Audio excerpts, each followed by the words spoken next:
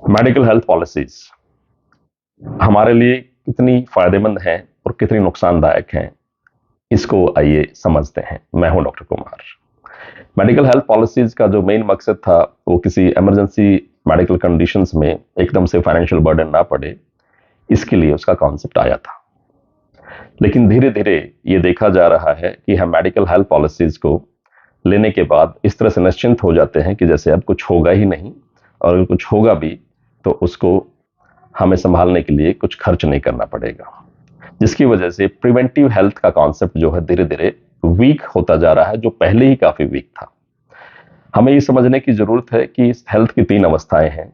एक बीमार होने से पहले की अवस्था, एक बीमारी की अवस्था, और एक बीमारी के ठीक होने के बाद की अवस्था।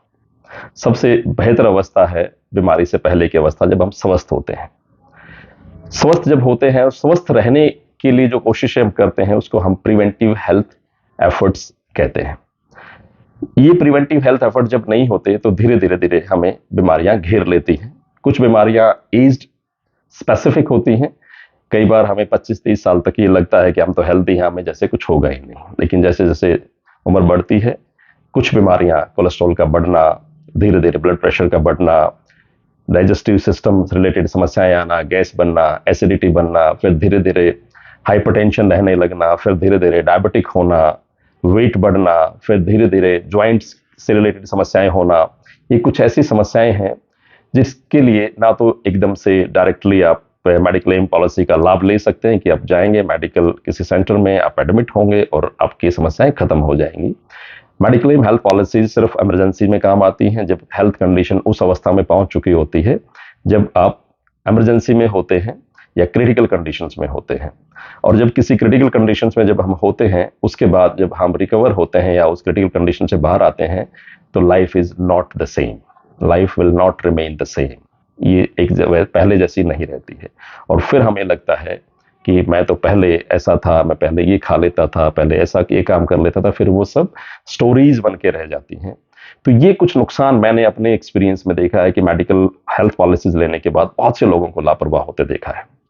सो ये आपको डिसाइड करना है कि मेडिकल हेल्थ पॉलिसी को या मेडिकल क्लेम पॉलिसी को इमरजेंसी के लिए रखना है या अपनी लापरवाही का एक रीजन बनाना है। I am not against the policy because these are very good.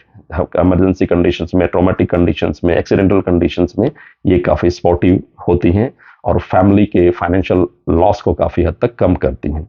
लेकिन इसका अर्थ ये नहीं है कि हम प्रिवेंटिव हेल्थ को तवज्जो ना दें, क्योंकि आप हेल्दी हैं, जो लाइफ आप हेल्दी रह के जी रहे हैं, जो एंजॉय आप हेल्दी रह के कर रहे हैं, वो बीमार होने के बाद या उस किसी सीरियस या किसी क्रिटिकल अगर बीमारी आपको भगवान ना करे हो गई है और आपने उसे चलो मैनेज कर लिया है, उसे रिकवर कर लिया है, लेकिन उसके बावजूद भी आप वैसा एंजॉय नहीं कर पाते। बहुत सारे रेस्ट्रिक्शंस लाइफ में ऐड हो जाती हैं, डाइट में रेस्ट्रिक्शंस ऐड हो जाती हैं और लाइफ स्टाइल से रिलेटेड रेस्ट्रिक्शंस ऐड हो जाती हैं।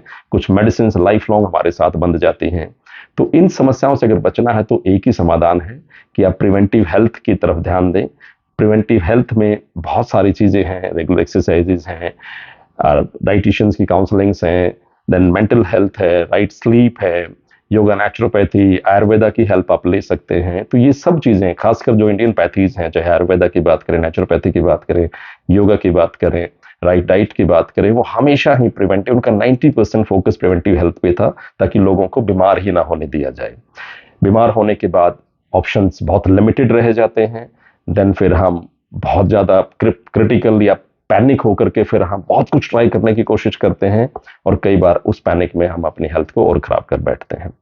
सो डू नॉट फॉरगेट कि mediclaim health policies do not replace the preventive health concept. Thank you.